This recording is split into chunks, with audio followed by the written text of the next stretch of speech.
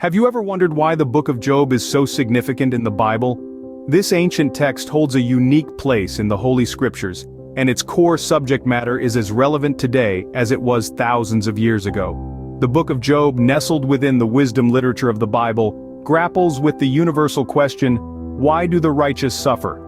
This profound book tells the story of Job, a man who lived a life of integrity and righteousness, yet found himself in the throes of intense suffering.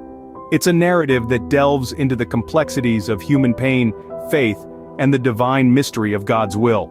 Through the life of Job, we are invited to explore the paradox of how suffering can exist in a world governed by a loving God. As we dive into the heart of this book, prepare to uncover 10 fascinating facts about the book of Job that you might not know. Did you know that the book of Job is possibly the oldest book in the Bible? A fascinating aspect of this ancient text is its antiquity. Scholars have long debated the exact date of its composition. However, based on its language and style, many believe it predates even Genesis, the first book in the traditional order of the Bible. The book of Job is written in a form of Hebrew that is extremely archaic, a style of language that harkens back to a time long before many other books of the Old Testament.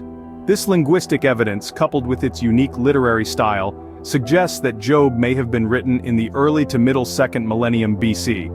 This means that the book of Job, with its profound exploration of human suffering and the quest for understanding, might predate much of the biblical narrative. So the book of Job might be our earliest written exploration of the problem of suffering. Where exactly is the land of Uz, where Job lived? This question has puzzled scholars and enthusiasts alike for centuries. The book of Job, one of the oldest in the Bible, situates its main character in a place called Uz. But where was this place? The truth is, there is no definitive answer. Many theories have been proposed. Some believe Uz was somewhere in the Middle East, possibly in areas of modern-day Jordan or Saudi Arabia. Others suggest it was in the land of Edom, south of the Dead Sea. Yet another theory is that Uz was a symbolic representation, a place that could have been anywhere, representing the universality of Job's trials and tribulations. Despite the uncertainty, one thing is clear.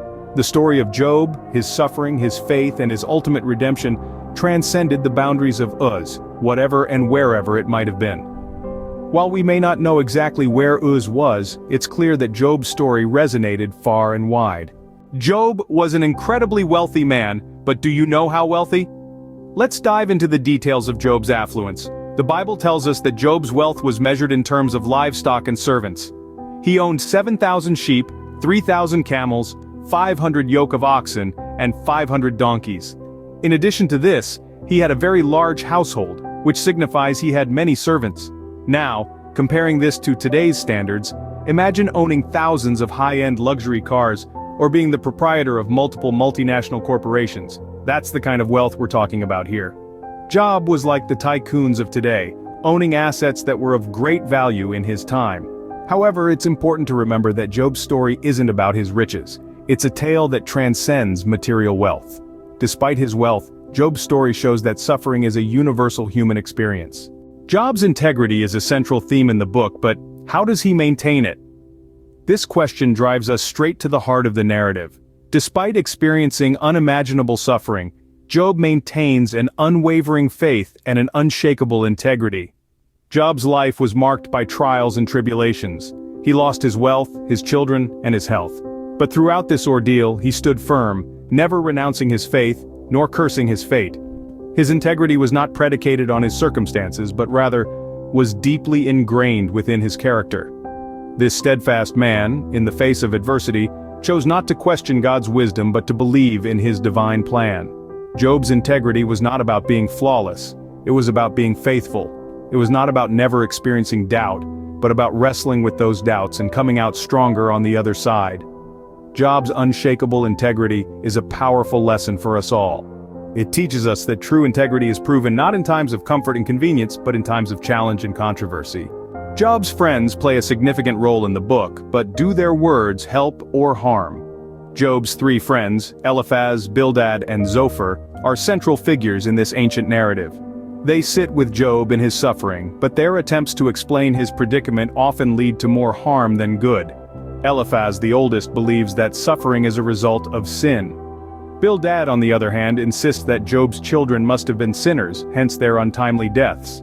Lastly, Zophar the youngest suggests that Job is hiding some unconfessed sin, which is causing his suffering.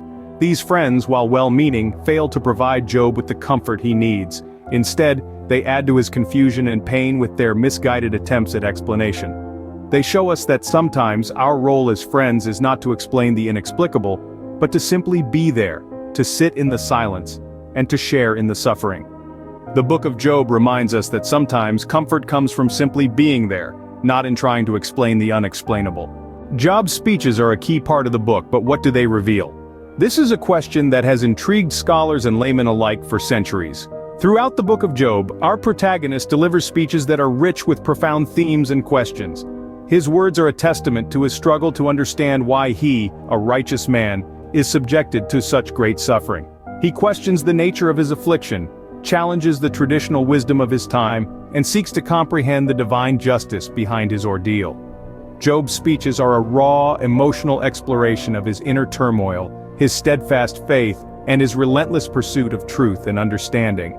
They reflect his search for answers in the face of inexplicable suffering, and his yearning for divine intervention and vindication. Through Job's words, we see a man wrestling with deep questions about life, suffering, and faith. His speeches serve as a mirror for humanity's eternal quest to reconcile faith with suffering.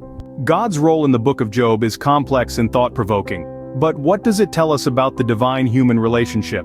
In this narrative, God is portrayed as the supreme being engaging in a conversation with Satan, the adversary.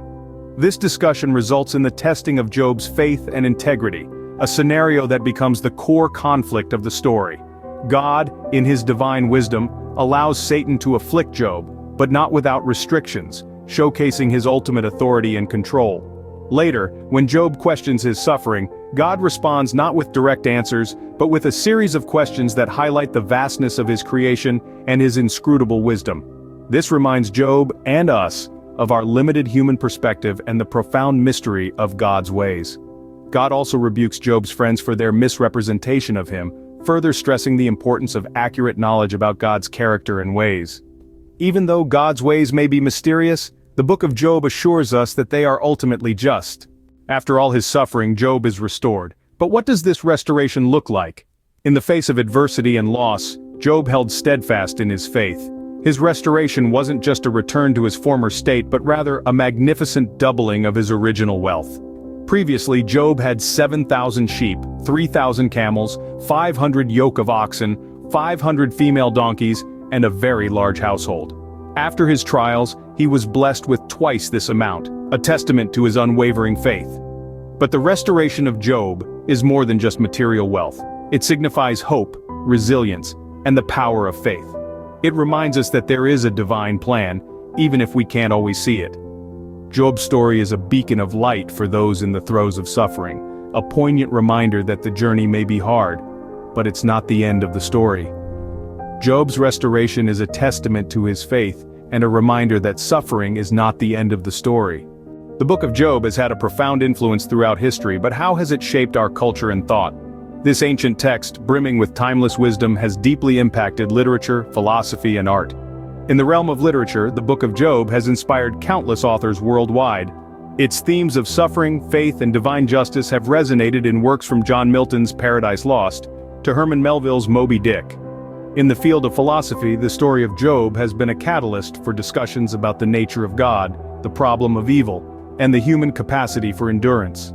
Thinkers from Thomas Aquinas to Friedrich Nietzsche have grappled with these complex questions, each offering unique insights. In art, Job's story has been depicted in stunning works from the medieval illuminated manuscripts to modernist paintings by artists like Marc Chagall. These artworks encapsulate the emotional depth and moral complexity of Job's trials. From ancient times to the present, the book of Job continues to inspire and challenge us. Finally, one of the most intriguing aspects of the book of Job is its enduring mystery. The narrative does not shy away from posing profound, unresolved questions that challenge our understanding of divine wisdom and human suffering. Job's story is a conundrum that continues to baffle scholars and readers alike. Why, for instance, is a man as righteous as Job subjected to such immense suffering? What is the true nature of the wager between God and Satan? The book doesn't offer clear answers, leaving us to grapple with these enigmas. Moreover, the book's conclusion, while providing Job with restoration and more, doesn't necessarily resolve the philosophical and theological dilemmas raised throughout the narrative. This lack of resolution is not a flaw but rather a testament to the book's depth. It encourages contemplation and introspection on the nature of God, the meaning of suffering, and the human condition. The Book of Job invites us to wrestle with its mysteries, just as Job wrestled with his questions. As we've seen, the Book of Job is a rich and complex text with many fascinating aspects. It is possibly one of the oldest books of the Bible, set in the ancient land of Uz.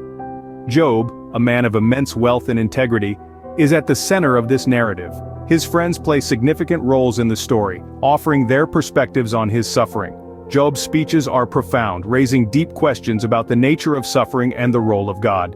Speaking of God, his direct involvement in Job's trials adds another layer of depth to this narrative. Despite his trials, Job is eventually restored, demonstrating the theme of redemption. The influence of Job resonates far beyond the confines of the book, touching various aspects of theology and philosophy. Lastly, the enduring mystery of Job invites us all to ponder on life's biggest questions.